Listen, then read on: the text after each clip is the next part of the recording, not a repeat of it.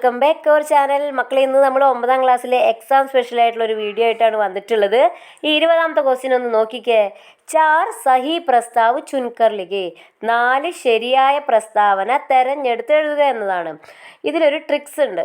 അതായത് നമുക്ക് 6 എണ്ണം തന്നിട്ടുണ്ടായിരിക്കും, 6 പ്രസ്താവനകൾ തന്നിട്ടുണ്ടായിരിക്കും.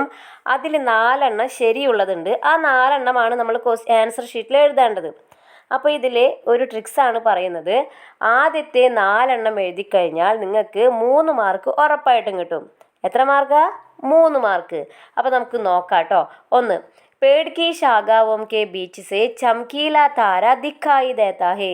മരത്തിൻ്റെ ശാഖയുടെ ഉള്ളിലൂടെ നോക്കിയാൽ അവിടെ നല്ല തിളങ്ങുന്ന നക്ഷത്രം കാണാം. അത് ശരിയാണ് അല്ലേ?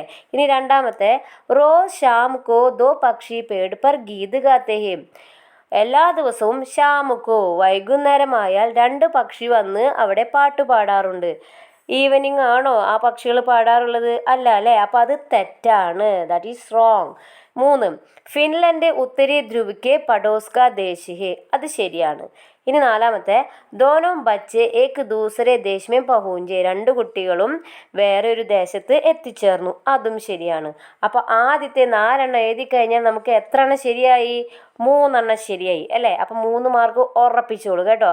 അപ്പോൾ സഹി പ്രസ്താവ് എന്ന ക്വസ്റ്റ്യൻ കണ്ടാൽ നിങ്ങൾ എന്ത് ചെയ്യാം? ആദ്യത്തെ 4 എണ്ണം എടുത്ത് എഴുതിയാൽ 3 എണ്ണം ശരിയാവും. പക്ഷെ നമ്മുടെ ലക്ഷ്യം 4 മാർക്ക് ആയതുകൊണ്ട് നിങ്ങൾ എന്ത് ചെയ്യണം? ബാക്കിയുള്ളത് കൂടി ഒന്ന് വായിച്ചിട്ട് ആ 4ാമത്തെ കൂടി ഒന്ന് ശരിയാക്കാൻ ശ്രമിക്കാം. അതായത് ഇത് നോക്കിക്കോളൂ, നമ്മൾ അടുത്ത് നോക്കാം. ദോനോ ബച്ചെ ഏക് ദൂസരെ ദേശ് മേ പഹൂഞ്ചെ വരെ പറഞ്ഞു. ഇനി ദോനോ ബച്ചെ അപ്പനെ ദേശ് ലൗട്ട് ജാനാ നഹീ ചാഹത്തെ. അവർ അവരുടെ നാട്ടിലേക്ക് പോകാൻ ആഗ്രഹിച്ചില്ല. അപ്പോൾ അത് റോങ് ആണ്.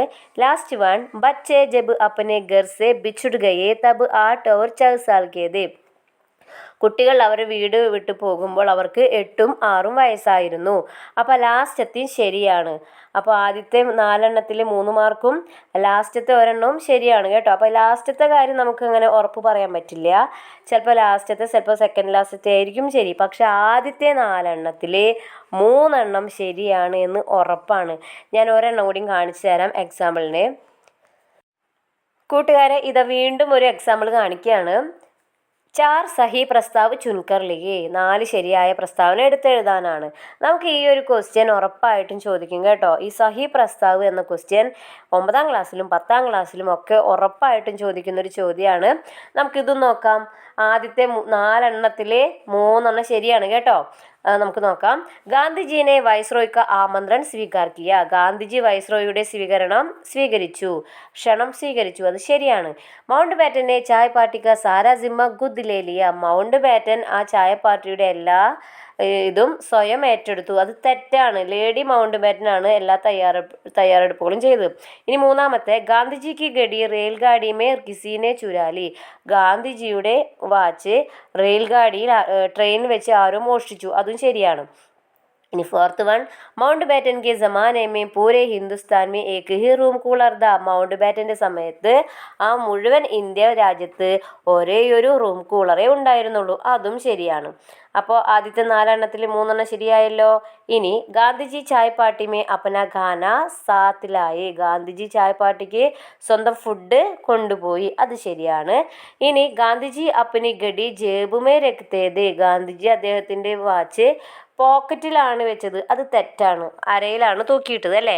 അപ്പോൾ കൂട്ടുകാരെ, അപ്പോൾ ഞാനിപ്പോൾ ഇന്ന് പറഞ്ഞ വീഡിയോയിൽ നമുക്ക് സഹി പ്രസ്താവ് എന്ന ക്വസ്റ്റ്യൻ വന്നു കഴിഞ്ഞാൽ നമുക്ക് ആദ്യത്തെ 4 എണ്ണത്തിൽ 3 എണ്ണം ഉറപ്പായിട്ടും ശരിയുള്ളതായിരിക്കും.